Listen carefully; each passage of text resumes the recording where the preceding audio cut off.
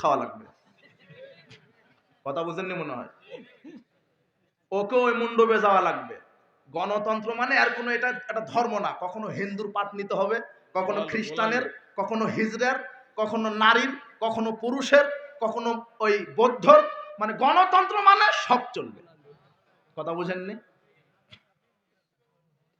এদেশে হিন্দু থাকবে, খ্রিস্টান থাকবে, ঠিক আছে। ইসলাম যখন ক্ষমতা আসবে এদেরকে জিজিয়া দিয়ে থাকতে হবে। হিন্দু ধর্মে বাধা দেওয়া যাবে না। অনেকে আবার এই এক শ্রেণীর নাস্তিক আছে, এরা বলে সর্বনাশ, ইসলাম যদি ক্ষমতায় আসে তাহলে হিন্দুদের আবার কি হবে? কথা বুঝেননি? মায়ের চাইতে মাসির দরদ কি বেশি। অথচ ইসলাম সাম্য, সম্প্রীতি, সৌহার্দ্যপূর্ণ ধর্ম। আল্লাহ বলেছেন তোমরা বিধর্মীকে গালি দিও না। সূরা আনামের 108 নম্বর আয়াতে বলছেন তাদের দেবতাকে গালি দিও না, তাদের মন্দির ভাঙবে না। যদি তোমরা তাদের দেবতাকে গালি দাও, তারা অজ্ঞতাবশত তোমাদের আল্লাহকে কি দিবে? গালি দিবে। তাদের ধর্ম তারা মানুক। হিন্দু তাদের ধর্ম মানবে, খ্রিস্টান তাদের ধর্ম মানবে, কোনো আপত্তি নাই।